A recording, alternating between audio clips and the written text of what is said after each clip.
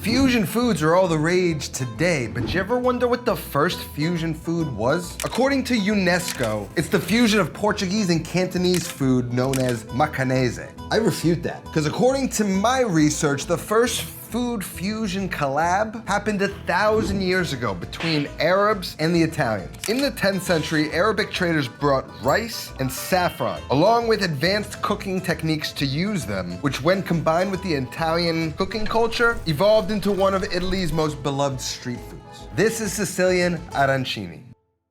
And it starts with two main elements, right? We're gonna need risotto and we're gonna need ragu. But we're gonna start with the risotto. I've got 2 cups of arborio rice here. I've got some saffron, which is gonna give it that yellow hue. If you don't have it, it's not gonna really affect much else other than the color. And on the stove, I've got about 6 cups of chicken broth simmering. So in a wide pot, we're gonna add in some olive oil over medium heat. We're gonna allow that olive oil to get hot, and then we're gonna add in the rice. And we wanna go ahead and toast the rice for about 2 minutes until the edges are translucent and you get like a nutty fragrance coming from the rice. Off to the side, we have our simmering stock. And what we're gonna do is add some of those saffron threads to it and allow that to steep in the broth. It has a mild flavor, but it has more of an aroma. Once the rice is toasted, begin adding the hot stock. Now, usually for risotto, we add it 1 ladle at a time, nice and slow, but we're not making risotto. So I'm gonna speed it up by doing about 2 ladles at a time. Every now and then, stir up the rice to beat that starch out of it and to gauge the stock level to see when the rice needs more stock. Once you swipe a spatula across the pan and can see the pan, it's time to add more stock.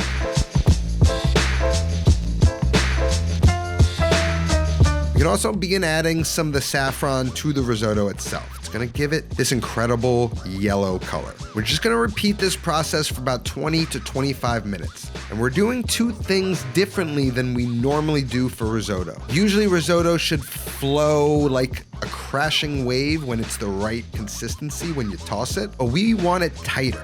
So tight that you can't even toss it in the pan. So much drier than a normal risotto. And I also want to stop cooking it before it's perfectly al dente, so we don't overcook it when we fry the arancini. So this looks just right to me. And you may have some stock left over. That's okay. Let the rice tell you when it's had enough. Now remove the risotto from the heat, and we're gonna start to stir in that cold butter, a key ingredient in risotto. And once that mixture has cooled by the butter, we can go ahead and add in the Parmigiano Reggiano and melt that into the mix. It should further tighten it up, especially once it cools.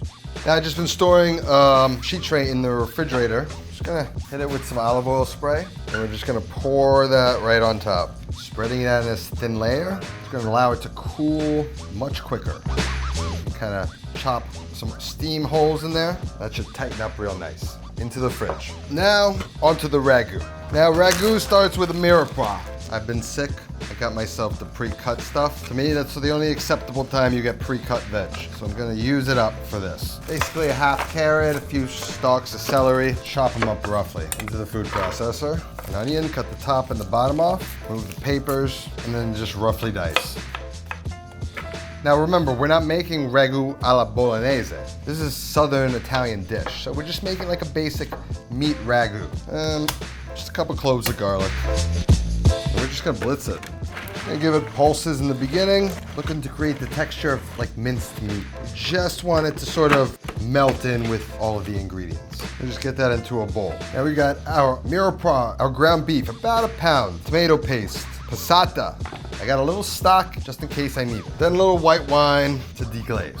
In a saucier or a medium-sized pot on high heat, we're gonna add a few tablespoons of olive oil, and once it's hot, we're gonna add in the ground beef. Then take a flat-bottomed wooden spoon and start to break up the ground beef into a finer mince. Season with salt and allow that side to brown for a minute before fussing with it. Now, when we cook ground beef, we are always looking for it to go through 3 stages. The first stage is when the water releases from the meat and begins to steam the meat in the pan. The second is that moisture evaporating from the pan. And the third is the beef beginning to fry and brown in the residual fat in the pan. And if you listen closely, you'll hear it going from steaming to sizzling and popping and frying. And patience will get you there. Give it a good 20 to 25 minutes to go through this process. And once it's nicely browned, we can remove it from the pan and then immediately add in the mirepoix. The mirepoix is gonna go through a similar process. There's moisture in the vegetables that's going to help deglaze those stuck-on bits from the meat. And then as the veg release their moisture, that's going to steam in the pan just like the meat did. Eventually it's going to evaporate, and then there's just going to be fat in the pan, and that's when you're going to start to smell a difference in the vegetable. It's going to go a little bit roasty and have a sweet aroma coming from it, and that's what I'm looking for. Now we can add the beef back into the pan and get the meat and the veg all mixed up. Now we want to start building back that fond in the bottom of the pan, so we're going to add in a can of this tomato paste. We're going to get that mixed in so that all the meat and the veg are coated in the tomato paste and it takes on a deep red color. Now we want to cook out the rawness of the tomato paste while also allowing it to caramelize in the pan to develop that deep flavor we're going for. Once the pan looks nice and brown, just like this, we can deglaze all of that flavor with white wine. You can use red, I'm using white because I have it. Clean up the bottom of the pan, get all that flavor in that sauce, and then we can add in a cup of tomato passata or puree. Then a ladle or two of the leftover stock from the risotto, just to give it a little moisture to cook with, and then a bay leaf for flavor. We're gonna bring that up to a simmer and we're gonna cook that for about an hour to allow all those flavors to come together, and more importantly, to reduce most of that moisture in the sauce. We want this ragu to be like a paste so that it holds inside the arancini. And then finally, we're going to add in about a quarter cup of frozen peas. This is sort of an iconic element to these arancini. That looks nice and thick. We're gonna check for seasoning and then we can allow it to cool. Now we can take that and add that into a bowl to cool. And you can do this all right now, but to be honest, I really don't feel great. I'm gonna rest the rest of the day, come back tomorrow, and we're gonna prepare the arancini.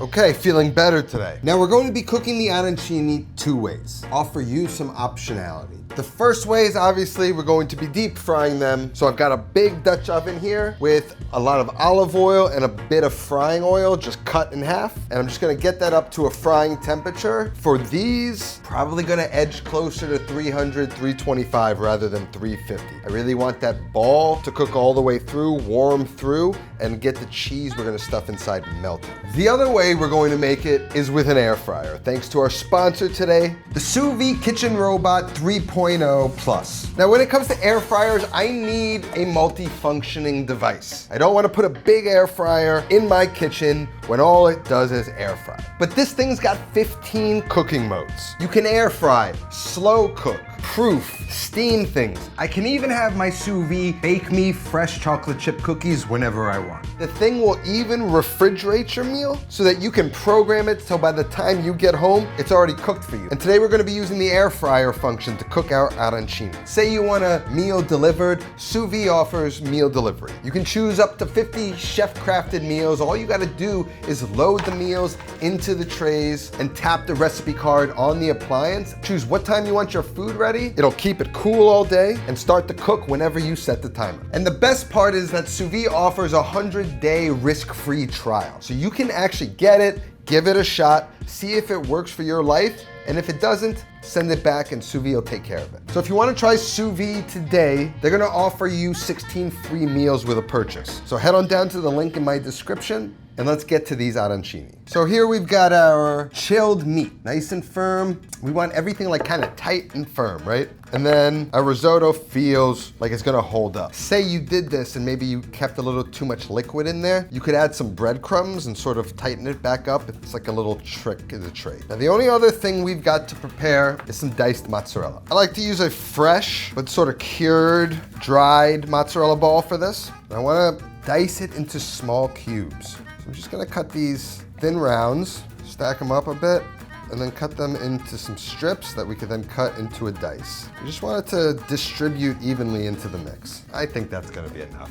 Okay, so you might be familiar of the different shapes that these come in. In Palermo, you often get them as a ball, a big one. It's supposed to be a meal, not a snack. And then in Catania, they make them almost like a pear-shaped or like a mountain, and that's to signify or represent Mount Etna, its famous volcano. We're gonna show you a few ways to stuff them, and at home, the easiest way without any special tools is to make the round ones. So what I'm gonna do is take a bit and sort of just form this like round pocket. Then I'm gonna take some of the sauce and fill it.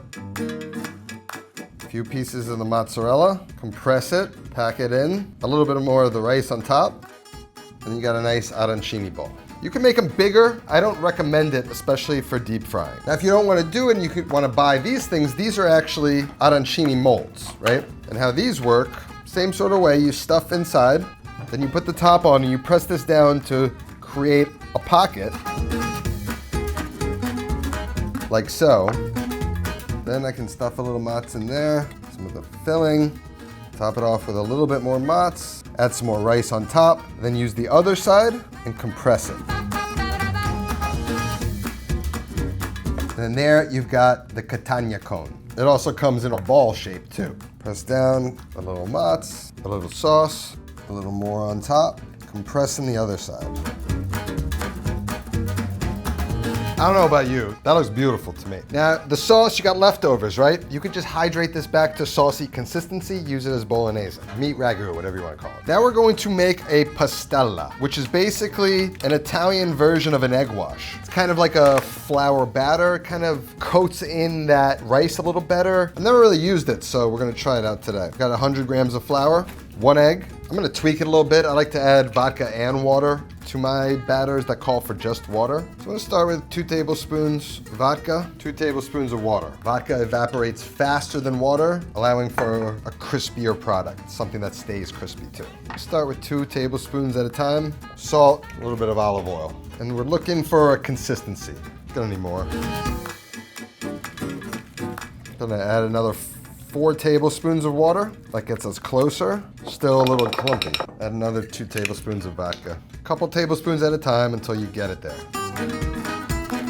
Probably close to 3/4 of a cup to half cup of water or liquid. I kind of want that batter to just lightly coat and run off. Almost like that pourable kind of pancakey batter consistency. That's good to me. And then just a bin. Today we're gonna go classic with plain breadcrumbs. And we go fine with these ones. They don't really use panko. You could use it. Panko is more used in Rome to make a supplì, which is kind of like a smaller version of it. Tomato sauce mixed in with the rice instead of saffron and mozzarella. Season the breadcrumbs. So let's test it out. Got our ball coated in the batter. Toss it in the breadcrumbs. Roll it around in the breadcrumbs. You want this thing exceptionally coated. And then onto a tray until we're ready to bake them. And while you're making sure you really coat those balls in the breadcrumbs, you really have to be delicate with them as well. The cones get the same deal. Just kind of gotta bread a different shape. Don't try and skimp on the breadcrumbs. It's better to have a little extra in there just to ensure a proper coating. Now I'm gonna just do a quick double check, right? Get the shape back. Make sure there's no bald spots anywhere on any of the ones I just breaded. Make sure they're all nice and dry. It's also important to let that batter set. Sort of seals those crumbs into the ball. There should be no flecking off of the breading. So far, so good. For the air fryer, we're gonna toss a couple of these guys in. We're gonna take some olive oil spray. Now, the beauty of air frying is it cuts a lot of oil out, but it does need oil, especially if you're gonna get something crispy. You're gonna need some form of oil. So I've got some olive oil spray here. I'm gonna take my ball, hit it with some oil. This thing kind of acts like a sheet tray. You could use the basket. You can just sort of calibrate it to whatever works best, but we're gonna pop this in the air fryer. Slip it right on the bottom rack. Gonna go 350 roughly for 15 minutes, see how we do. Select air fry. Actually gotta put it on the top shelf, I think.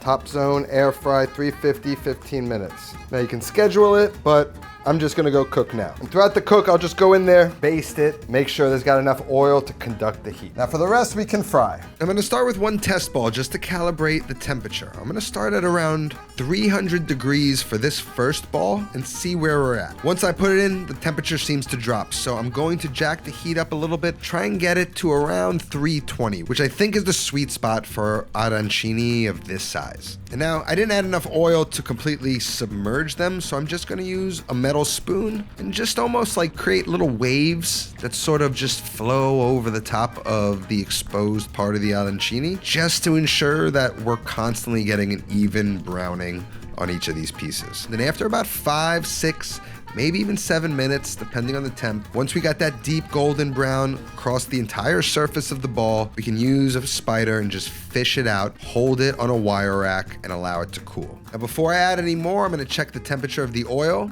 It looks like we're at 350, which is higher than I wanna fry it, but I know I can drop that temperature if I add enough of the arancini.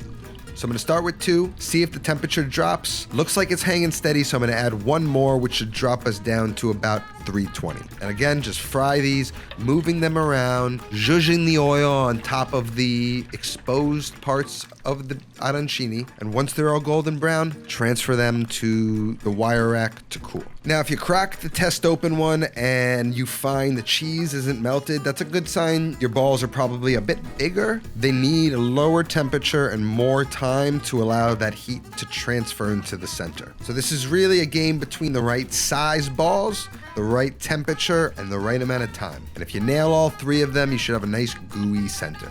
After I let the air fried risotto balls go for another 15 minutes at a slightly higher temperature, I think we're done. That's what you're looking for. Crispy, round, evenly browned. An arancini straight from Palermo. Let's see how the air fryer came out. Now look, air frying, you're not gonna get the same brown, but you're getting a crispiness. You're saving a lot of calories, and you still got arancini. And it's really not bad. Oftentimes when you get arancini in like a store, it's like lightly browned. It's usually not that crispy. So to me, if you want to save some calories, this is perfectly acceptable. Now let's give them a try. I mean, what are we doing here? Do I even have to explain? What a beautiful food collab. Arab and Italian. I would have never in 1,000 years guessed that. Now, if you're trying to get your hands on some of these, recipes gonna be down in the description, along with the link to my Patreon cooking school. It's a whole vibe going on Patreon. If you have not checked it out, at least entertain it. It's a beautiful thing over there. All of the links down in the description. That's all that I have today. I'll see you next time. Until then, take care of yourself and go feed yourself.